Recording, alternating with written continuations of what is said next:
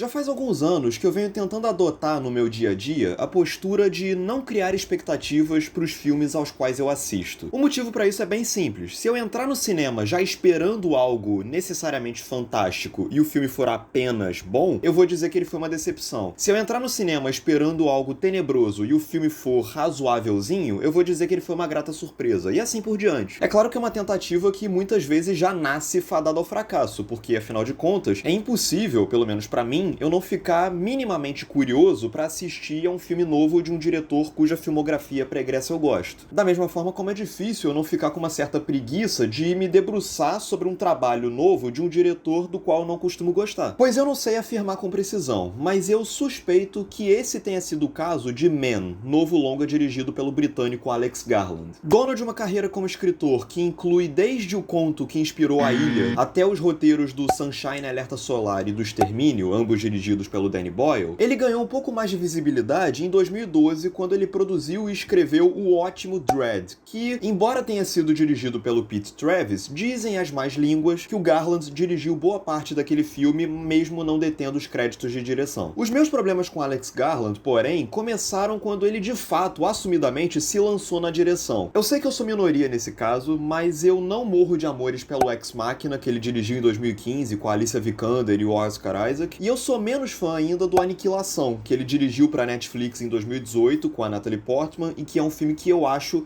um infortúnio. Assim, eu não vou dizer que eu gostei muito do Man, mas das 3 experiências que eu tive com o Alex Garland diretor até aqui, essa foi a melhorzinha, ou pelo menos a menos sofrível pra mim. De um ponto de vista de trama, de história, Man parte de uma premissa relativamente simples, mas ainda assim interessante e promissora. Após presenciar o suicídio do seu namorado abusivo, que se matou logo após a última e a pior das brigas entre o casal, Harper Marlowe, interpretada pela Jessie Buckley, resolve tirar uns dias pra viajar pra uma casa no interior e tentar descansar depois dos eventos traumáticos recentes. Tudo muda, no entanto, quando a Harper constata que todos os homens naquela mesma redondeza são iguais, todos interpretados pelo mesmo ator, Rory Kinnear, e a tratam com um absoluto menosprezo, fazendo pouco do seu sofrimento e culpando-a pela morte do ex-namorado. E a coisa fica ainda pior e mais assustadora quando um homem nu, misterioso, aparece no jardim da casa na qual Harper se hospeda e tenta insistentemente invadi-la. E aí, o que tá acontecendo? Bom, de um modo geral, eu acho que Man é uma obra irregular. E eu acho que o trabalho do Alex Garland aqui é um trabalho de altos e baixos. Do ponto de vista de gênero, dessa vez o Alex Garland resolveu abrir mão da ficção científica, que ele se aventurou nos 2 filmes anteriores, e se lançar no terror, no horror psicológico, com resultados até razoáveis. Por boa parte da projeção, o diretor consegue articular uma atmosfera tensa cujo horror provém tanto do choque gráfico mais explícito, quanto de momentos em que os personagens apenas conversam e perambulam pelos cenários e algo parece estranho ali. Algo que nós não sabemos o que é, nos provoca incômodo e nos deixa tensos. Nesse sentido, a maneira como Alex Garland constrói as cenas visualmente, do ponto de vista de mise-en-scène, se mostra hábil ao direcionar a atenção do espectador para certos detalhes, elementos ou cantos específicos do quadro, a fim de nos surpreender colocando a ameaça para vir de outro lado. Então é uma abordagem visual que constantemente nos deixa vulneráveis com relação ao que pode acontecer no instante seguinte. Além disso, quando o filme parte para um horror mais graficamente violento e grotesco, as soluções encontradas pelo Garland são bem diretas ao ponto no seu propósito de chocar e ainda conseguem ser visualmente imaginativas na forma como elas se constroem a partir de problemáticas essencialmente mundanas. E se eu mencionei problemáticas essencialmente mundanas, é porque o Man, como já deve ter dado para perceber lá na sinopse e no próprio título do filme, é um longa que vai girar em torno dessas relações patriarcais e sexistas que compõem a estrutura da sociedade em que nós vivemos. Ao longo dos 100 minutos de projeção, a gente vê a protagonista passar por situações que podem sim ser descritas como puro terror psicológico, mas que são situações infelizmente corriqueiras no mundo real. Desde ela ser frequentemente culpada pelo suicídio do namorado abusivo, até o fato de a polícia nunca levar a sério as denúncias que ela faz sobre o homem nu que invadiu a casa dela. E sempre que o filme me parecia óbvio demais ao ilustrar essas circunstâncias,